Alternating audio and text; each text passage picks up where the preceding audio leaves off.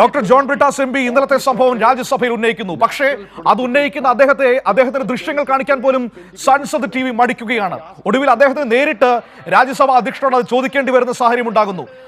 ആഭ്യന്തരമന്ത്രി മറുപടി പറയുന്നില്ല, പകരം JP നദ്ദ മറുപടി പറയുന്നു. ഇതൊക്കെ സാധാരണമാണ് വിദ്യാർത്ഥി രാഷ്ട്രീയത്തിൽ എന്ന് പറഞ്ഞ് ന്യായീകരിക്കുകയാണ് ചെയ്യുന്നത്. മനു, അതിശക്തമായിട്ടുള്ള പ്രതിഷേധം തന്നെയാണ് രാജ്യസഭയിൽ അരങ്ങേറിക്കൊണ്ടിരിക്കുന്നത്.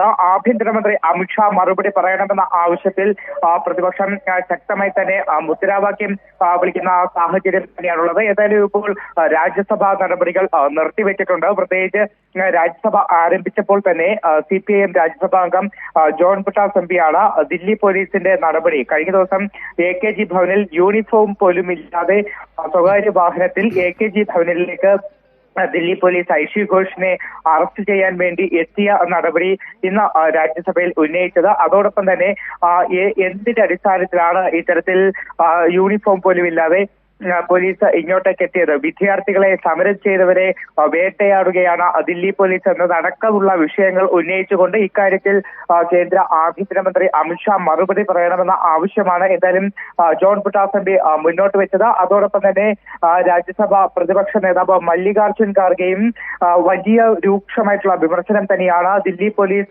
AKG ഭവനിൽ കയറിയ നടപടിക്കെതിരെ സഭയിൽ ഉന്നയിച്ചത്. ആരാണ് പോലീസിന് ഒരു ഓഫീസിലേക്ക്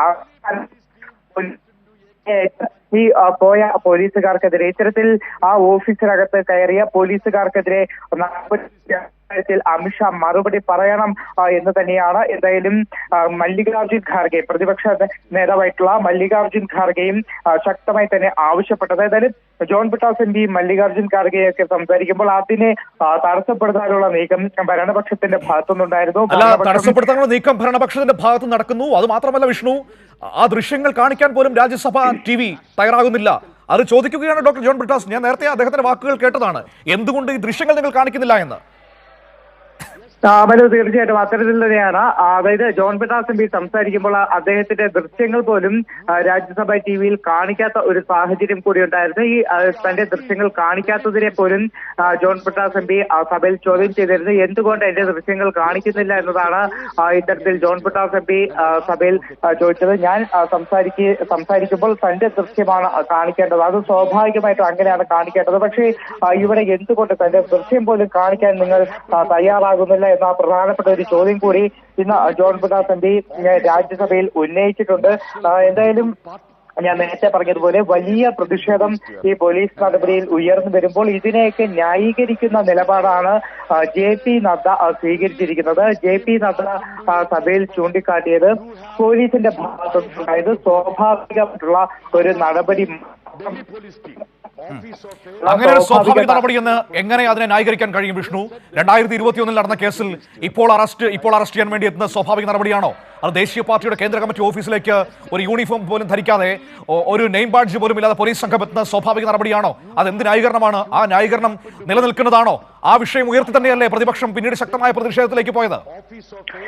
മനു, തീർച്ചയായിട്ടും അതുകൊണ്ട് തന്നെയാണ് പ്രതിപക്ഷം അതിശക്തമായിട്ടുള്ള പ്രതിഷേധം മുദ്രാവാക്യം വിളിച്ചുകൊണ്ട് തന്നെ സഭയുടെ നടുത്തളത്തിൽ ഇറങ്ങി പ്രതിഷേധിക്കുന്ന തലത്തിലേക്ക് പോയത്. കാരണം ഇത്തരത്തിൽ യൂണിഫോമോ നെയിം ബാഡ്ജോ ഒന്നുമില്ലാതെ പോലീസ് സ്വകാര്യ വാഹനത്തിൽ ഒരു ദേശീയ ആസ്ഥാനത്ത് കയറുക എന്ന് പറയുന്നതിനെ ഒരിക്കലും സ്വാഭാവിക നടപടി എന്ന് പറഞ്ഞ് ന്യായീകരിക്കാൻ കഴിയില്ല. പക്ഷേ ഇവിടെ JP നദ്ദ അത്തരത്തിൽ ന്യായീകരണമാണ് നടത്തുന്നത്. ഇത് ക്രമസമാധാനം പാലിക്കുന്നതിന്റെ പേരിലുള്ള സ്വാഭാവികമായിട്ടുള്ള നടപടിയാണ്. ഞാനും പണ്ട് വിദ്യാർത്ഥി നേതാവായിരുന്നു, വിദ്യാർത്ഥി രാഷ്ട്രീയത്തിലുണ്ടായിരുന്നു. പണ്ട് അടിയന്തരാവസ്ഥ കാലത്ത് തന്നെ അറസ്റ്റ് ചെയ്തിരുന്നു. അപ്പോൾ ഇത്തരത്തിൽ വിദ്യാർത്ഥി രാഷ്ട്രീയത്തിൽ പ്രവർത്തിക്കുന്ന നേതാവാണെങ്കിൽ, വിദ്യാർത്ഥി നേതാവാണെങ്കിൽ ഇത്തരം നടപടികളൊക്കെ നേരിടേണ്ടി വരും. അതൊക്കെ സ്വാഭാവികമായിട്ടുള്ള നോർമൽ കാര്യങ്ങളാണ്. ഇതിനെ രാഷ്ട്രീയവൽക്കരിക്കുന്ന ഒരു ന്യായീകരണമാണ് JP നദ്ദയുടെ ഭാഗത്തുനിന്ന് ഉയർന്നു വന്നത്. ഏതായാലും ഇതിൽ വലിയ പ്രതിഷേധം തന്നെ പ്രതിപക്ഷത്തിന്റെ ഭാഗത്തുനിന്നുണ്ടായി. പ്രത്യേകിച്ച് CPIMന്റെ ഭാഗത്തുനിന്ന്, CPIയുടെ ഭാഗത്തുനിന്നൊക്കെ തന്നെ ഉയർന്നു വന്നിട്ടുണ്ട്. അതിൽ ഏറ്റവും പ്രധാനമെന്ന് പറയുന്നത് ഈ ദില്ലി പോലീസിനെ കൈകാര്യം ചെയ്തത്, അല്ലെങ്കിൽ ദില്ലി പോലീസ് കേന്ദ്ര ആഭ്യന്തരമന്ത്രി അമിത്ഷായുടെ കീഴിലാണ്. അതുകൊണ്ട് തന്നെ കേന്ദ്ര ആഭ്യന്തരമന്ത്രിയായിട്ടുള്ള അമിത്ഷാ സഭയിൽ മറുപടി പറയണം.